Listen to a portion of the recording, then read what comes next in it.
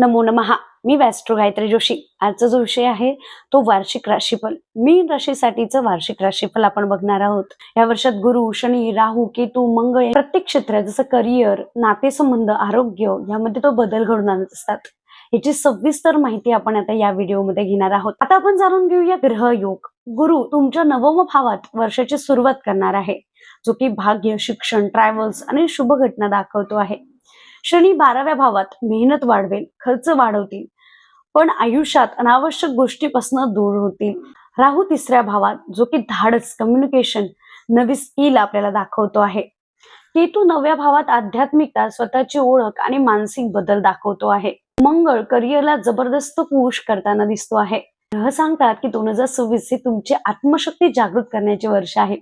जिथे तुम्ही काम करता तिथे तुमची ओळख, क्षमता आणि कौशल्य स्पष्ट दिसणार आहे. आता आपण जाणून घेऊया तुमच्या करिअर आणि नोकरीबाबत. मीन राशीसाठी 2026 हे करिअर मध्ये जोरदार वाढ देणारे वर्ष आहे. वर्षाची पहिली 6 मासे म्हणजेच जानेवारी ते जून भाग्य जोरात असेल. इच्छा पूर्ण करण्याची संधी उपलब्ध होईल. नोकरीतील मोठा बदल तुमच्या दिसून येऊ शकतो. विदेशात काम किंवा ऑन साइट कॉल्स असं दिसू शकतं. शिक्षण क्षेत्र या क्षेत्रातील लोकांना जास्त फायदा होताना दिसतोय. वर्षाची दुसरी 6 जुलै ते डिसेंबर शनी 12व्या भावात असल्याने वर्कलोड वाढणार आहे, जबाबदारी वाढणार आहे. आता आपण जाणून घेऊया तुमचा व्यवसाय असेल तर किंवा बिझनेस असेल तर कसं हे वर्ष असणार आहे. हा तोल सांभाळून ठेवणारं हे वर्ष जे आहे ते सांभाळणारं वर्ष असणार आहे. पहिल्या 6 मासात मोठे डील्स होताना दिसणार आहे. ग्राहक वाढ, सोशल मीडिया, ऑनलाईन काम करण्यासाठी हे वर्ष चांगलं असणार आहे. विदेशातून ऑर्डर्स मिळण्याची शक्यता जास्त आहे. या वर्षी राहू 3ऱ्या भावात असल्याने काही वेळा ओव्हर रिस्क होऊ शकते. त्यामुळे कुठलाही निर्णय घेताना व्यवस्थित घ्यावा. पार्टनरशिप मध्ये तणाव टाळा. कागदपत्र नीट तपासा. त्यामध्ये काही उलाढाल होता कामा नये.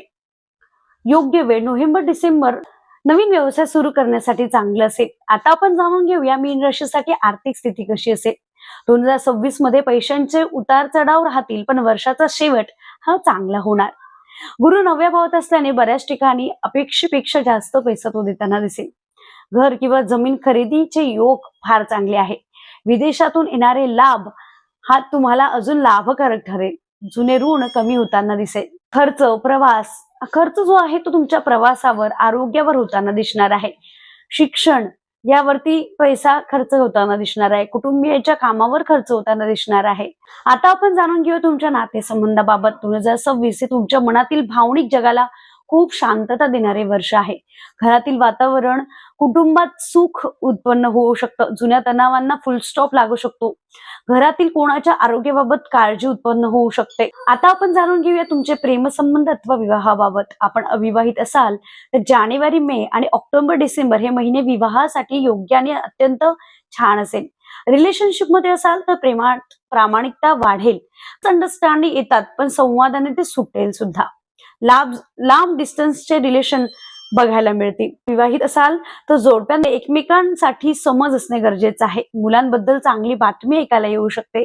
घर बदल, सजावट, नवीन सुरुवात होऊ शकते. आता आपण जाणून घेऊया तुमच्या आरोग्याबाबत. 2026 मध्ये आरोग्य एकंदरीत ठीक, पण शनी 12व्या भावात असल्याने थोडं लक्ष आवश्यक आहे. या वर्षी तुम्हाला खूप जास्त थकवा जाणवू शकतो. झोपेचे त्रास होऊ शकतात. पोटा संबंधित प्रॉब्लेम सुद्धा होऊ शकतात. विटॅमिन्सची कमी शरीरामध्ये होऊ शकते. त्यामुळे याकडे अजिबात दुर्लक्ष करू नका. आता आपण जाणून घेऊया ग्रहानुसार उपाय. पहिला जो उपाय असेल तो गुरुचा असेल. गुरुवारी तुम्हाला पिवळे फूल हे गुरु महाराजाला अर्पण करायचं आहे. शनिवारी काळे तीळ, थोडे तेल हे तुम्हाला दान करायचे आहे. राहूचा उपाय करताना कावळ्यांना आठवड्यातून एकदा भात किंवा कणिक खायला द्या. केतूचा उपाय करताना कुत्र्यांना ब्रेड किंवा चपाती तुम्ही खायला देऊ शकता. मंगळाचा उपाय करताना मंगळवारी तुम्हाला लाल फूल हे देवाला अर्पण करायचं आहे.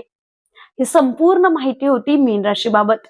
आपल्याला हा व्हिडिओ आवडला तर नक्कीच या व्हिडिओला लाईक करा, शेअर करा आणि आपणास आपली राशी माहिती नसेल तर तुम्ही आम्हाला कमेंट बॉक्समध्ये आपली जन्मतारीख, जन्मवेळ, जन्म ठिकाण, date of birth, time of birth, place of birth टाकू शकता.